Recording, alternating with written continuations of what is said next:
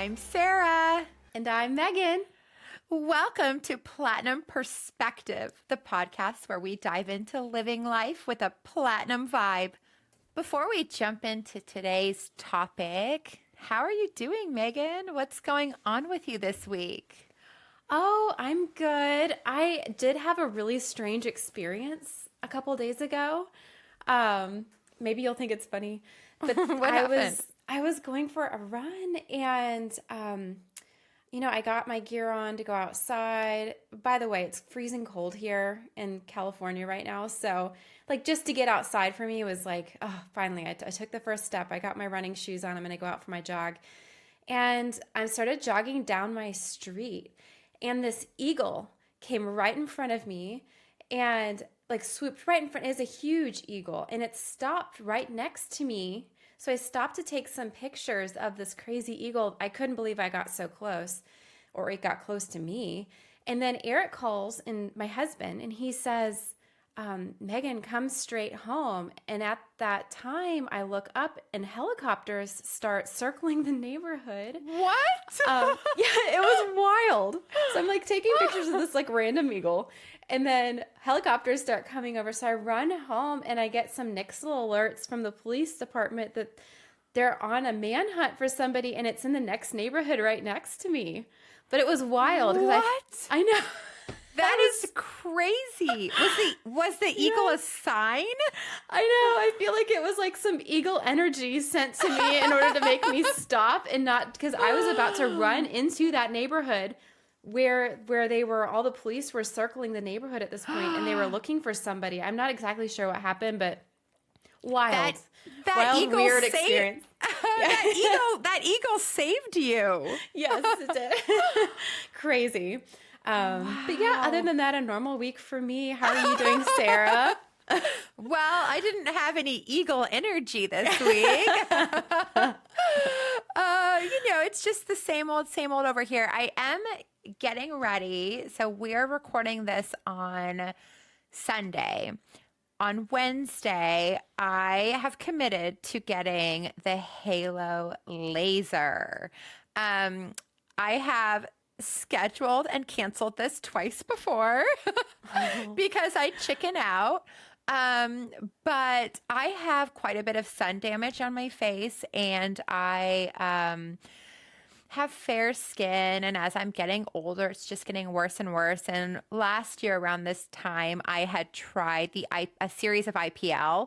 And that was great, but it just really, it really didn't remove the spots to the extent that I would like. So, what's IPL? Sorry. Oh, yeah. IPL is I think it stands for photofacial, and it's a laser, but I think it's more of a mid-range laser. So I did 4 of those. It was once a month for 4 months. You go in and get your face lasered. But it was a mid-range laser that there was really minimal downtime. A lot of the brown spots flaked off, but I have some really deep brown spots, so those are still prominent. So the gal that does all of this work for me, she has convinced me to do the Halo laser, which is a type of Fraxel laser, and it has a 7-day downtime. I don't know what I'm going to do. Apparently, I'm going to look like a pumpkin for 3 to 4 days. Oh my gosh. But it's wild. I know. Are you ready? Well, it's now or never. I keep pushing it off. I keep canceling it because something comes up and I don't have the downtime. And right now, it's we're in February. I've just got school drop-offs and pickups and not much else going on. I got to do it. I've got to do it. I've seen the results on Friends and online. It looks amazing. I've just got to suck it up and do it. So I'll have more to report on next episode. You are so brave. Will you document it? You can decide later if you want to share it, but just to take notes on how you feel your recovery is going and things, because I may want to do that in the future, but I would want to know day 3 is the worst, in case it is the worst, and then I'd be prepared. Yeah, that's a great idea. I will document it, but I won't promise to share the photos. That's up to you. We'll let you make that decision. Yeah. Wow. Well, that's a big deal. I know. Don't let me chicken out. Okay, don't chicken out. Don't chicken out. Oh. Well, good luck with all of that. Keep me updated on everything. Anyways, thanks for tuning in, and let's have some fun and get fancy. I'm super excited for today's topic, hair extensions. Sarah is our resident expert on this beauty topic, having previously consulted with major hair extension brands on product development, sales, and marketing. And if her beauty wasn't a walking advertisement for extensions, I might not have taken the plunge myself. But I did, and it's all because of you, Sarah. Oh, I love that. And I love your hair extensions. They are so gorgeous. Thank you. I do want to note that, as Megan mentioned, I have consulted with some of the biggest hair extension brands on the market today. And there are amazing brands that sell hair extensions for all different types of hair, all different textures. But hair with different textures require different installation processes. Megan and I both have straight hair, and so we both have the same experience with the type of hair we use and the installation. So we will be speaking to hair extensions for straight hair today. Thanks for clarifying that. And since I just got extensions, I'm going to be asking all the questions in this episode that I had before I got them, and even a few more now that I have them. I have more questions.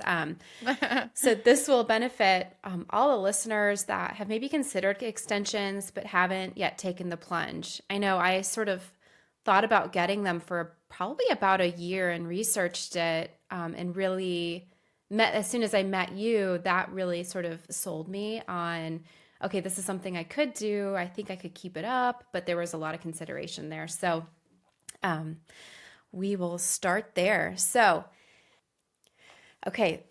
we are going to start a new segment called Rapid Fire, where the resident expert must answer 3 potentially controversial questions in only 1 to 2 words. Are you ready, Sarah? Dun, dun, dun. Okay, I'm ready. Okay. These are real questions that I've had. Are tape-ins sketch? Yes. Are we vain for getting extensions? No. And are extensions ethical? Ooh, this is a tough one. I'm going to say yes, but there'll have to be more on that later. Okay, good. Yeah, we got to hear what more you have to add on that, because that was definitely something that I sort of struggled with and tried to research on my own. And I relied on my hairdresser to tell me what's ethical or not. But it's good to have other perspectives on that as well. Okay, so when did you first become interested in extensions, and when did you first get them? Wow. Well, it was the early 2000s, and I would spend most of my days wearing a matching pink juicy jumpsuit, carrying a matching pink juicy bag. Basically, the only thing missing was a chihuahua. But Britney Spears and Paris Hilton had hair extensions, and my hairstylist at the time was one of my closest friends, and she had just started installing them. So I started with tape-ins and then moved on to individually bonded, and I haven't really looked back. Was that in the early 2000s about then? Is that when you first started? I think it was about 2005, 2006. What caused you to want to get them to begin with? Well, I think that hair is such a source of confidence for some. For me, this is definitely the case. My hair has always been on the thinner side, and dyeing it platinum blonde definitely doesn't help. And like most beauty things that I do, I like to accentuate my natural with the unnatural. But I really have found that I just love how it looks. I love, love, love having a really full head of long hair. And my natural hair is just never going to be that. That's super interesting. I just read this interesting new article in the Journal of Positive Psychology. And the article, they found that for men and women, the more attractive somebody felt, they were. So it's more like self-assessed rather than other people assessing your beauty. The more beautiful you thought you were or you're more attractive, the more meaning you found in life. And this relationship held up better than comparing outsiders' ratings for oneself. So when they compared how others view you versus how you view yourself, how you view yourself ended up being the most significant predictor of how much meaning they found in life. Wow. That's super interesting. I love, Megan, how you always bring in the psychology to all the topics we talk about. That's fascinating, but I get it. I know personally when I feel good about how I look, regardless of what anybody else is thinking. I mean, I don't really know what other people think, but if I feel good about how I look, I feel good in general. I feel more confident going about my day and I feel happier going about my day. I definitely agree with that. And being just recently post-pandemic, I remember being in the pandemic and just going into my closet and trying on sparkly clothes just for fun to remind myself of what it felt like to go out and do things. And yeah, there's something about it that does make you just a little bit happier. If you can have fun with it, and I think that that's the key for extensions is that if it's a fun thing for you to indulge in, then, why not treat yourself? Yeah. Oh, I love that. During the pandemic, I had my family start doing fancy dinner nights because Oh, I love it. I felt so down, just like in blah, wearing ugly clothes and not doing hair and makeup. So every couple of days we would put on fancy outfits and I would do my hair and makeup and do my daughter's hair, and we would have a fancy dinner right there in our dining room, but it really did lift spirits. Yeah, that's so sweet. I know we did too. We'd put on fancy dresses and just walk around the house. Yeah, fun days. I'm glad we're a little bit past all of that now. And Yes. yeah, back to extensions. So how did hair extensions look back in the early 2000s? Oh, well, they definitely have evolved from wig-like to more of a natural texture. Always super long, but hair extensions for straight hair was not super common back in the early 2000s. Like I mentioned, it was picking up traction because celebrities with pretty platinum blonde hair were wearing them and being open about it. In general, it's hard to grow platinum blonde hair that long and that thick. So it started becoming a little more mainstream, but they definitely weren't where they are today. We're fortunate for the evolution. Yeah, and it's interesting because coming from the South, I didn't see anybody wearing them where I lived. Where did you find them? Oh, wow, that's so interesting. Yeah, I guess being from California, these types of trends maybe hit where I'm from first. Although I would say, where did I find them is a tricky question. When these days, we're so fortunate that our hairstylists can just order the hair extensions for us, or their salon is already stocked with hair extensions, or they're easy to order online.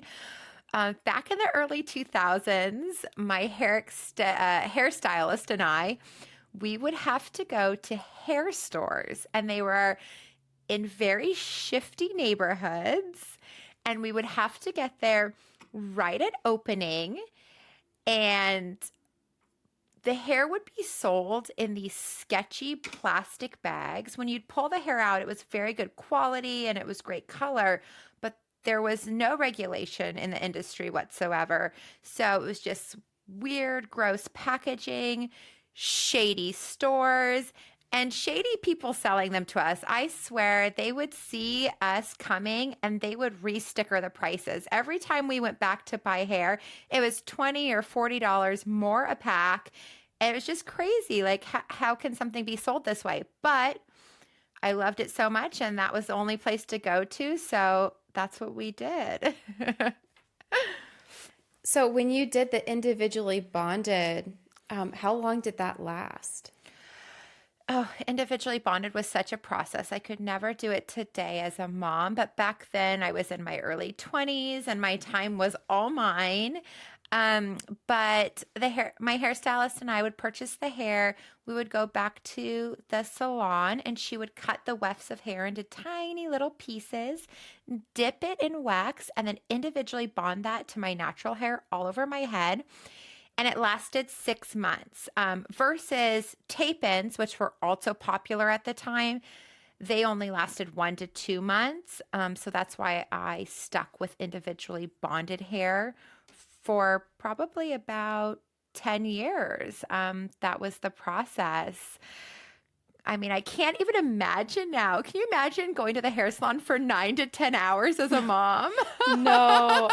Yeah, I can't imagine. I do think this is something you would do before kids. Yeah. Even the time commitment now, which we'll get to in a second, is, I mean, it's more than just going to get your hair highlighted. So the time commitment's a bit more, but nothing like that.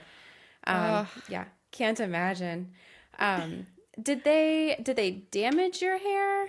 And how did you take them out?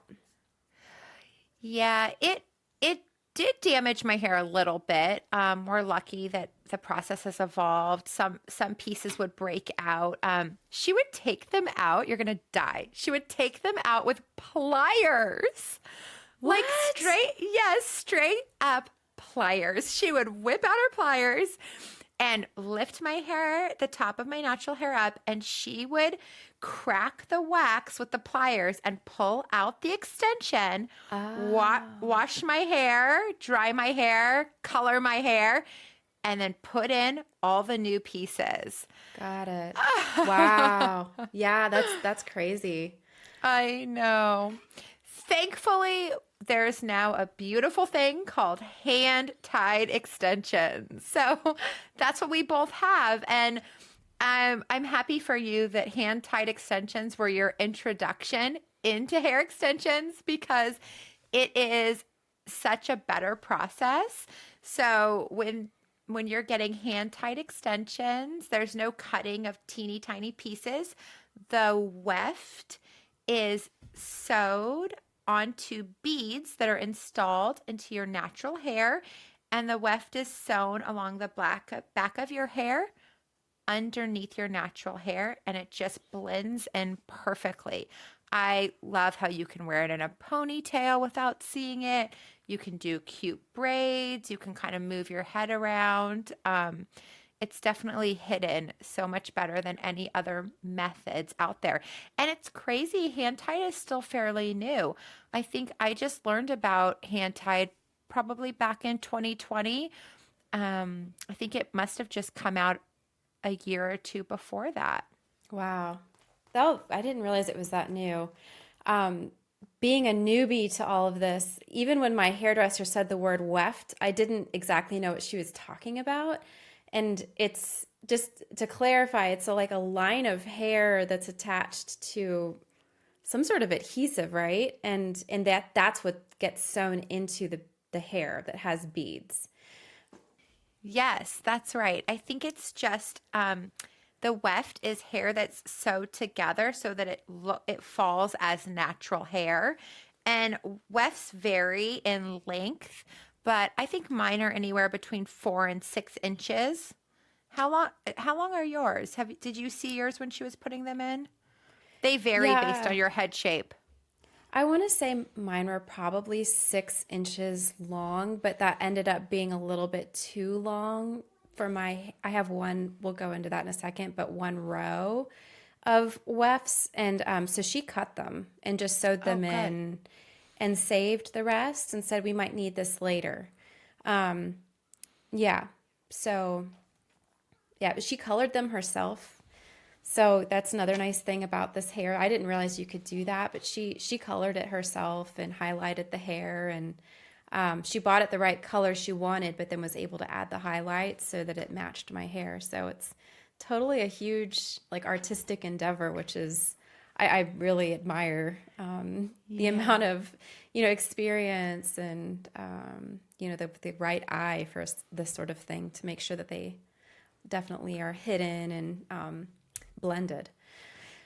Yes. Yeah. And I think that's great to know too that at the hair salon I go to, they stock maybe 20 or 30 different shades of hair extensions. But if you're looking for hair extensions at a smaller salon, and your hairstylist is talented at coloring, they can easily be colored to match your natural hair. And that's so great to know. Or Yeah. even if once you have them installed, you want to change the color of your hair, you can color your natural hair and the extensions at the same time. Oh, interesting. Oh, yeah, that's super interesting. I haven't done that yet. I will say I still don't think that they're very common in the South. Like I don't see a lot of people wearing them when I go to visit, but I think it might be becoming more common down there. I'm not sure. I just know I was watching TV and just noticed people with long blonde hair and thinking to myself, dang, I can never get my hair that long, even after trying to grow it that long for years and years and years. It just, when you're highlighting your hair like that, it breaks. And I wanted them, but I wasn't sure if I had time to care for them with little kids. And it was also it was a big splurge. So I talked to my husband about it for a while before we decided to jump in and do it. But I'm glad I did. It's a lot of fun to have long hair, and it definitely makes me feel confident just walking around with long, beautiful hair, even if it's not all mine. I love it. It looks so beautiful on you. Yeah, Thanks. it's interesting that that these types of trends evolve by location.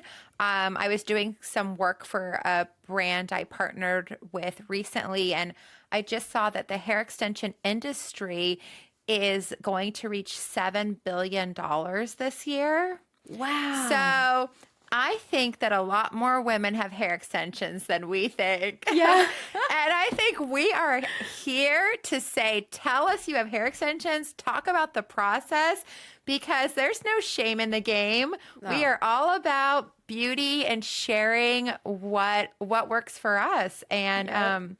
and it's great that these things exist. I agree. Yeah, there's no shame in it. I mean, we're just having fun over here, so Yeah. no judge, right? No. I guess one question I had I jumped straight into hand-tied extensions, but then I see salons providing tape-in services. What is the use case for tape-ins? Yeah, well, I started with tape-ins. They are not my favorite. I think that they are great for a short commitment. So if you want long hair just for your wedding or for an event, those are perfect. The expense is quite substantially lower because you can get away with less quality hair because you won't be needing to wear it as long. I think typically you would wear a tape and extension anywhere between 4 and 6 weeks. Also, the installation process is pretty quick because they are literally just taped into your head. So the expense is quite a bit lower. So definitely great for someone who just wants them for that special event. But let me tell you, once you get them for that special event and you have to take them out, it's hard not to be hooked. Then you're going to be jumping into the hand tied because it is just so fun to have that full head of hair. And when I started with tape-ins, and then I probably had just a couple weeks before I was on the phone to my hairstylist, like, okay, what can we do next? Because I loved having them. Yeah. Yeah. Yeah. So tape-ins are kind of like the gateway drug. Yeah, I can imagine it'd be hard to part with that long, beautiful hair after only 1 or 2 weeks. I'd be sad about that too. Well, so I had another question. So changing topics, where does the hair come from? Is it human hair? And how do people mind parting with their hair when it's sold like that? Yeah. This is a great question. It is human hair. Um, the best hair extensions are made from men and women's human hair. There is synthetic hair extensions as well, but for straight hair, it's similar to like a Barbie doll's hair kind of. So it can't be styled as natural hair can be, and it kind of has a shiny texture and shiny look to it, so it looks fake. So for our type of hair, synthetic hair really doesn't work. So yes, then you're looking at human hair extensions. The hair that's sold in the US right now, for the most part, comes from China and India. So these people have very thick, very natural, dark colored hair that they're choosing to sell for a livable wage or donate. And it's usually sourced by hair brokers, and then it's passed on to a factory where it's colored all the various shades. I do want to mention that the hair extension business is not regulated. So these are all of the statements, but there are that they provide, but there are always exceptions, of course. I choose to buy only hair that is labeled as Remy. That's spelled Remy. So Remy hair references the highest quality of hair, and it means that it was cut or shaved directly from a donor who was paid for their hair. So alternatively, there is also standard hair that comes from hair that is collected, where it's brushed or donated or collected from partial cuts of donors, and this hair is usually slightly lower in quality.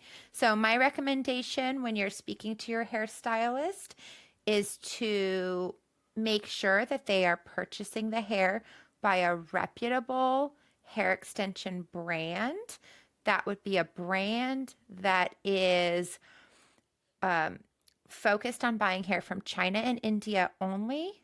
That's a brand that their job is selling hair extensions. It's not a celebrity that has their own hair extension brand. A hair extension brand that is solely in business for hair extensions are more likely to be following the ethical guidelines. So making sure that you're buying the hair from a reputable brand, and then making sure that it is Remy hair. Okay, thanks, Sarah, for explaining all of that. I think it's really important for us to attend to making sure we are selecting ethically sourced hair. So where do you recommend people start for hand-tied hair extensions? What should they do? Okay, so now you've heard this podcast and you want hair extensions. So first, ask your current hairstylist if they do hand-tied extensions.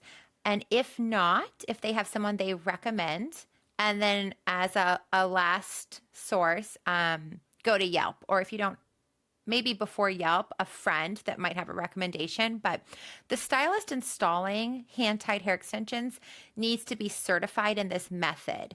And it means that they've completed coursework and they are experienced and have practiced, because it does take quite a bit of talent to do this. They are sewing the hair into your natural hair. So you really want to make sure that it's done with precision. Also, we kind of spoke to this a bit before, but the person installing the hair extensions can also be your colorist. Mine is. So I make one appointment to get my hair colored and get my extensions either installed or moved up. They have to be moved up every 6 to 8 weeks. But if you found someone amazing who installs hair extensions, or your hair colorist, you love her, but she doesn't install hair extensions, you can have two different people. I have a girlfriend who uses one for her color, and then another appointment at a different salon for someone who does the extensions, and that's fine as well. That's really interesting. I don't think my hairstylist would be down for that. She doesn't want anybody else to touch my hair besides her. And we always know we want to keep our hairstylists happy. So I would definitely just, ask questions of your hairstylist, see whether they'd be okay with you going somewhere else for the extensions if they don't do them themselves, or vice versa. Yeah, and asking around. I mean, I think now that I know when I see really long blonde hair on somebody and I really like it, I might even just go up and ask them, where do you go for your hair? Because it's a good way to Yes. find somebody nearby you that does it that way. That's a great suggestion. I love that. I think women should do that more often because the woman being asked will be receiving a compliment that makes her feel good. And then you'll have a great recommendation. So with hair extensions, hand-tied hair extensions, you can either get 1 or 2 rows. Megan and I, we both have 1 row. So it really just depends on the recommendation of your hairstylist on how much natural hair you have and the look you're trying to achieve. I found like bringing in photos of celebrities that have hair that I like, that really works well because it's a visual versus trying to explain. My hairstylist, whenever I bring her a picture, she's really able to achieve that look, which is fascinating to me. She's a little bit of a scientist and an artist at the same time. I think it's important to speak to the price. So price points for hair extensions will vary based on where you live, and it's determined by your stylist's installation pricing, as well as the brand of hair that they're working with. So the price for that. Like I mentioned, I have 1 row, so my pricing runs me about $2,000 with the purchase of the new hair and the installation. So that's about every 6 to 9 months. And then $500 in between for color and extension move up. Okay, that's interesting. I got 1 row of 22s installed. Initially, my hairdresser had said I have to have two rows because I wanted to achieve length.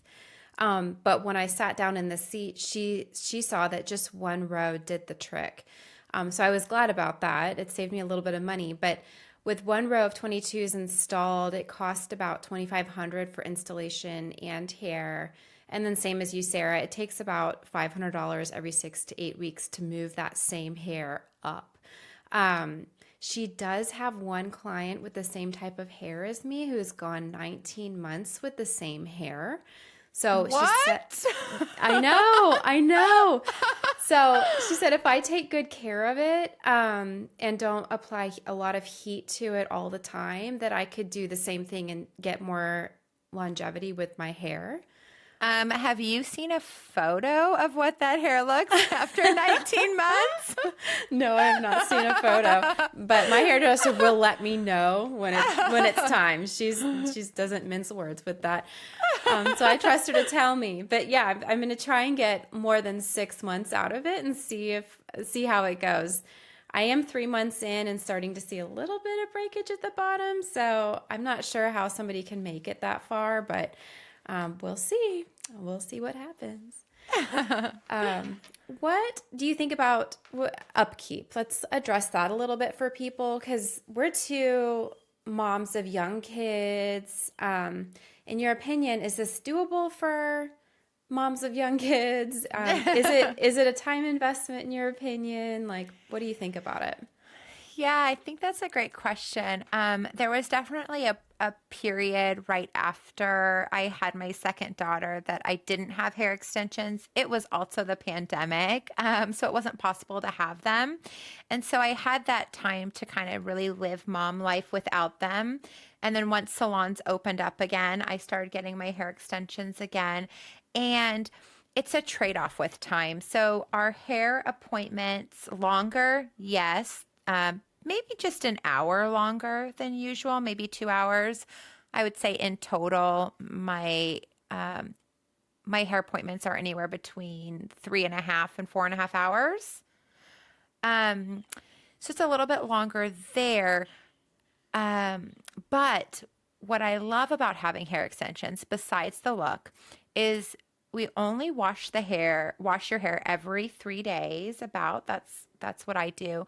So I wear a shower cap on the other days that I'm not washing my hair. And when I wash my hair, it does take a long time to dry it because you're drying so much more hair than you're used to having. Although I will mention that my sister has naturally really thick hair, and her natural hair just takes the same amount of time as my extension hair, if not longer, to dry. So I think it's just based on the quantity of hair, not specific to the extensions. So the drying takes a little bit longer, but once you style it and you curl that hair the first day, mine lasts. Mine lasts 3 days. I'll just touch up the front with a few curls in the morning the next day, and it's good to go. And I think it does benefit us that kind of that wavy, curly, little bit of a messy California girl vibe look is in right now. But I maybe spend 5 minutes a day doing my hair on non-hair wash days. That is such a good point. I'm glad you're bringing that up because I thought to begin with, I was like, oh no, this is going to take way too long. If I have to spend, I was spending like 45 to an hour just to do my hair after getting out of the shower. But then I let myself start going days without washing. I mean, I used to wash my hair every single day before I had extensions. But allowing myself to just go a couple days without doing it and seeing that my hair still looked basically the same as it did on day one, it actually was a time savings over time. So I'm glad you brought that up. That has actually been great to just wake up and just go to school drop off or whatever and not be worried about, what my hair looks like and just letting it go. And it's actually healthier, right? To not do it every single day. And it's saving our natural hair. Every time my hairstylist takes out my weft for move up, she'll point out like your natural hair is growing. It's looking so healthy. It's growing longer because we're not putting heat on it. We're not blow drying it. I'm not washing it every day, and it's kind of hidden within the hair extension. So it's having a break. It's resting. Yeah, that's a great point. My hairdresser said the same thing, that sometimes she has clients that their hair grows down to the length of the actual extension over time. Wow. And it's just because she doesn't have to cut it all the time because you have the extension. She doesn't have to, constantly be trimming and all of that. So, yeah, I think it's a good point. Good thing to point out that. Yeah, I think it's a great thing to point out that over time, I think it's healthier not to be doing your hair every single day, and we're not having all those chemicals in our hair all the time, and cutting style time in half sometimes depending on what day it is, right? Right. If it's day 2 or day 3, we're good. It takes me about, I think, 45 minutes to blow dry now, so it's not a big deal. I do try to air dry. So my hairstylist said try to let it air dry and then style it. So that can cut down again on the time it takes to take care of them. The other thing I've had happen is I have had stitching fall out, and then I ended up needing like extra beads on my head, especially what she called the anchor spots, like the spots that where the actual extensions begin on the sides of my head. But once we figured all of that out, they've been very easy to maintain and take care of. And I think it just took a little bit of trial and error at the beginning, just because everybody's hair is a little bit different. Yeah, that makes sense. Okay, so just to recap, the 3 major takeaways. Number 1, it is a major financial investment. Number 2, it does require some upkeep, but we both think it's worth it. Yes. And that leads us to number 3. It is a boost to confidence and happiness. It's just fun, honestly, to have this long hair. It's a fun thing to experience. So if you get the chance, we do recommend it. We do. Thank you for joining us for the Platinum Perspective. Come back for the next episode on all that is doing Disneyland the Platinum way. Don't forget to rate, like, and subscribe.